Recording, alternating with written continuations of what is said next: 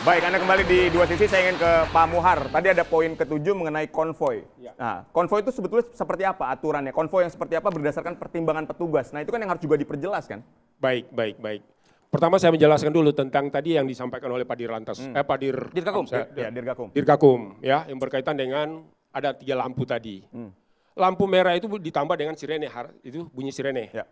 Lampu warna biru ditambah dengan sirene. Kalau warna kuning itu tidak perlu pakai warna apa? Nggak perlu sirene. Suara sirene. Ya kan itu tidak hanya perlu. Untuk peringatan saja. Karena hanya untuk peringatan saja. Itu hanya pengawas jalan tol, patroli jalan tol, pengawas jalan, ya, termasuk sampah, ya kan seperti itu. Nah, tetapi kalau untuk yang warna merah dengan harus dilengkapi dengan sirene itu untuk TNI, ya, untuk PMI, ya, ambulan, damkar, nah itu dilengkapi sirene, ya. Kepolisian. Nah, yang biru ini soalnya hanya khusus kepolisian. Tapi kok yang bukan kepolisian juga make. Nah, ini sering disalahgunakan. Ini salah gunakan ini. Okay. Di dalam undang-undang itu ya warna biru, rotator warna biru dan sirene itu hanya untuk kepolisian. Oke. Itu. Nah, ini yang salah gunakan yang banyak digunakan ini. Nah, artinya Korlantas jangan hanya membekukan dong, Pak Muhar. Nah, makanya dengan adanya penindakan dong. Ya, seharusnya memang ada penindakan. Karena di pasal 287 tadi yang saya sampaikan tadi itu. 287 ayat 4 itu kan cuman tadi yang disampaikan itu dengan 250.000 apakah orang menjerah? Apa itu 250.000? Kita tadi belum Dendanya 250.000. Kurungan cuma 1 bulan. Apakah gitu. mau? Seperti itu kan enggak. Lah kalau orang kaya yang didenda dikasih deposito, itu persoalannya terlalu murah jadi gitu. Jadi kejerahannya tidak ada. Yang berkaitan dengan yang ke-7 tadi. Betul. Yang ke-7 tadi contoh seperti ada iring-iringan yang namanya jemaah haji. Itu wajib kawal, ya itu ada ulang tahun Provinsi DKI Jakarta, mau ada karnaval, itu boleh. Tetapi juga sirene juga tidak perlu dibunyikan. Sirene itu sebenarnya pengganti daripada klakson sepeda motor itu. Bunyi klakson saya itu udah stres. Bunyi klakson di belakang saya itu sebenarnya saya cari apalagi siapa yang bunyi. Apalagi sirene yang 1 kilo 2 kilometer sudah berbunyi seperti Baik, itu. Tapi gini, ketika berbicara soal iring-iringan, tadi masuk akal ketika jemaah haji, kemudian ulang tahun provinsi, itu masih masuk akal. Tapi kan ini juga seringkali iring-iringan mobil dan motor mewah. Nah, itu dikawal tuh. Nah, itu seperti apa? Fenomena ini itu yang moge. Ya. Kayak motor besar. Ya. Sports car. Nah, termasuk mobil-mobil mewah. Betul. Atau termasuk memang itu boleh dikawal, tetapi boleh dikawal, tetapi harus mengikuti aturan lalu lintas. Lampu merah berhenti. Traffic light, bukan lampu merah bos. Traffic light itu ada kuning, merah, hijau. Iya. Bahasa kita merah ini. Iya. Jadi di traffic light atau lampu pengaruh lalu lintas wajib dia berhenti. Kuning dia harus memperlambat laju kendaraan. Dia tetap memberi prioritas kepada pengguna jalan lain. Menyusul kendaraan lain boleh nggak? Kan mereka konvoy itu. Mendahului kendaraan lain. Mendahului boleh, tetapi harus pada tempatnya, pada lajurnya sudah ditentukan. Tidak semua jalan digunakan. Itu. Umpamanya ada berapa lajur jalan? Ada umpamanya 3 lajur. Dia pakai lajur yang lajur lambat. Kalau umpamanya ada lajur cepat, silakan. Tetapi bahaya tuh Pak. Apa tuh? Disitulah yang membuat segregasi, ya kan? Yang tadi itu ya? Dia tadi ini orang-orang kaya nih, mereka dapat fasilitas nih. Kami juga mau kerja cepat-cepat. Nah, itu membuat segregasi yang menumpuk menjadi kekecewaan masyarakat. Jangan dilayani, Pak. Oke. Kalau ada mau itu usul tuh. Iya, jangan dilayani, ya. Supaya polisi tidak kena getahnya gitu loh, ya. Polisi kan personifikasi negara.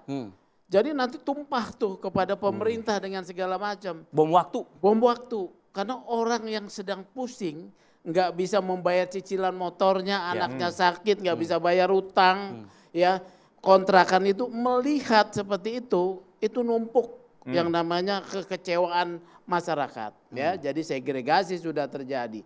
Begitu mereka sulit, ya, kemudian saya kerja dipajakin melulu katanya ya, karena saya nganggur. Iya. Jadi jangan dilayani. Saya minta Pak Kakor ya, Pak Irjen Agus jangan dilayani tuh mobil-mobil mewah. Bisa nggak tuh Pak Muhar? Kalau itu sudah keputusan negara, kenapa tidak bisa? Kalau sudah keputusan negara. Dan keputusan masyarakat juga itu kan harus didengar juga. Kenapa nggak Kakor Lantas melakukan tindakan seperti itu aja? Apa? Kan ada stepnya. Kita tidak bisa serembang seperti itu. Ya. Jangankan hanya motor boge besar, motor kecil pun ada yang namanya klub-klub motor kecil juga dikawal juga. Ya, Malah dia pasang, skuter malah pasang rotator juga di situ, pasang sirene juga. Dan kapan dari mana? Baik Pak Muhar, tapi ketika kita berbicara soal mereka yang meminta pengawalan, kita bisa sebut bahwa polisi yang menyediakan jasa itu mereka adalah oknum. Yang mengawal itu? Ya mengawal, artinya ketika dia misalnya mobil-mobil for rider, terus motor-motor for rider, bahkan kalau kita lihat di lapangan itu ada harga-harganya. Kita bisa menyewa dengan harga-harga tertentu. Itu oknum itu. Nah itu oknum? Oknum. Negara tidak pernah seperti itu. Negara menyiapkan sarana prasarana untuk melaksanakan pengawalan sesuai dengan permintaan masyarakat dan sesuai dengan penilaian Polri bahwa itu butuh untuk pelayanan, ya silakan. Tapi kalau tidak perlu dengan ada imbalan-imbalan. Tapi ketika kita lihat sipil dikawal oleh oknum tadi, apa yang bisa dilakukan masyarakat? Ya silakan melaporkan kepada pimpinan, terutama para kakak. Atau viralkan Pak Muhar? Kan itu salah satu langkah yang lain. Tetapi kalau sebaiknya bisa dilaporkan langsung kepada pimpinannya masing-masing. Karena yang bertanggung jawab kepada anggota-anggota itu masing-masing kesatuannya. Kan ada wilayah Polres, ada wilayah Polda, ada wilayah Mabes Polri. Kan seperti itu. Tinggal dilaporkan kepada pimpinannya. Kalau memang ada ditemukan hal yang seperti itu silakan.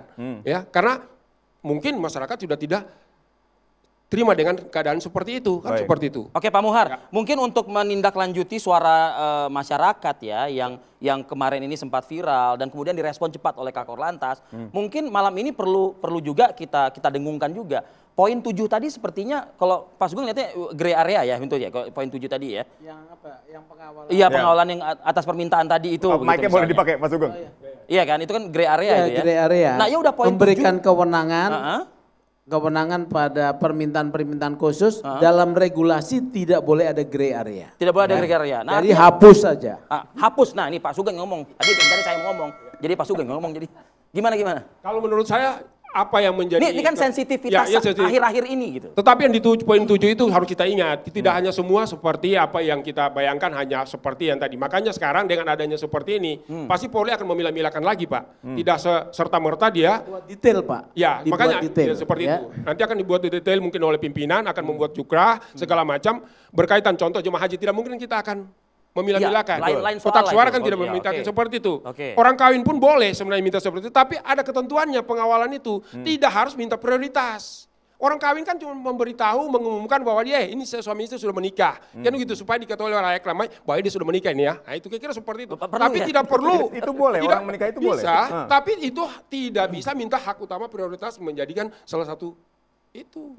Jadi, tapi kan dalam praktiknya ketika ada yang dikawal, pasti kan akan diminta jalan khusus nih. Ini kan yang perlu, terjadi nih praktiknya ya. Mungkin itu yang perlu kita penegaskan kepada anggota-anggota. Mungkin tidak semua juga anggota itu yang melakukan pengawalan itu semua terlatih yang seperti kita latih di Pusik. Oke Pak, saya kembali lagi ke Pak Sugeng. Pak Sugeng, selain pengetatan aturan tadi, pembatasan juga ya, perlu nggak ada semacam juga penindakan terhadap mereka yang melakukan penjualan-penjualan ilegal gitu?